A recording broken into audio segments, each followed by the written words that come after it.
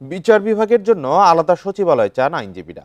তাদের দাবি, উচ্চ আদালতে বিচারপতি নিয়োগে আইন এবং বিচারক নিয়োগ ও বদলি হতে হবে নির্বাহী বিভাগের প্রভাব মুক্ত। বিচার বিভাগ সংস্কার কমিশনকে এই তিনটি বিষয়ে বেশি গুরুত্ব দেওয়ার পরামর্শ আইনজীবীদের।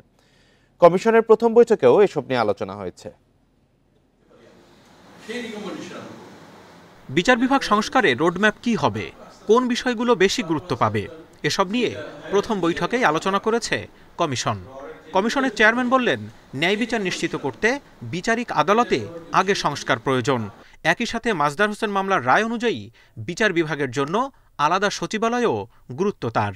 সচিবালয় তো এটা তো লাগবে, তবে কথা হলো এই একটা ছাড়া আর কি চলবে না। অ্যাডমিনিস্ট্রেশন ছাড়া জুডিশিয়ারি চলবে না, পার্লামেন্ট ছাড়া জুডিশিয়ারি চলবে না। উচ্চ আদালতেও বড় ধরনের সংস্কার চান আইনজীবীরা।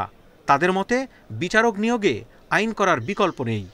লোয়ার জুডিশিয়ারির চেয়ে বেশি সমস্যা হচ্ছে আমাদের উচ্চ আদালতের বিচারাঙ্গন নিয়ে। এর মধ্যে অনেক মানুষকে নিয়োগ দেওয়া হচ্ছে শুধুমাত্র রাজনৈতিক বিবেচনায়, যারা প্রকৃতপক্ষে এই কাজটি করার জন্য যোগ্যতার মাপকাঠিতে হয়তো উত্তীর্ণ হতেন না। আপনি নিম্ন আদালতের একজন বিচারক নেওয়ার জন্য তার জন্য মৌখিক পরীক্ষা নিচ্ছেন, এমসিকিউ নিচ্ছেন, লিখিত নিচ্ছেন, ভাইভা নিচ্ছেন, কম্পিটিটিভ এক্সাম নিচ্ছেন, তারপরে তাকে নিয়োগ দিচ্ছেন, অথচ সর্বোচ্চ আদালতের একজন বিচারক নিয়োগ হবেন আপনার খেয়াল খুশি মতো।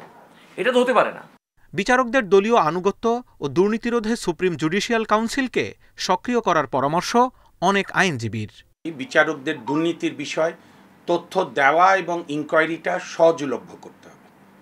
এইটা কার্পেটের নিচে ফেলে দিলে হবে না। দ্বৈত শাসন চলবে না, ডোয়ের কি চলবে না। অর্থাৎ বিচার প্রশাসন চলবে মাজদার হোসেনের মামলা রায়ের মধ্য দিয়ে আপনার বাংলাদেশের প্রধান বিচারপতি নেতৃত্বে। শিগগিরই বার কাউন্সিল, আইনজীবী, রাজনীতিবিদ সহ বিভিন্ন অংশীজনের সাথে বৈঠক করবে বলে জানা গেছে বিচার বিভাগ সংস্কার কমিশন। Zahidul Bashar, Independent News, Dhaka.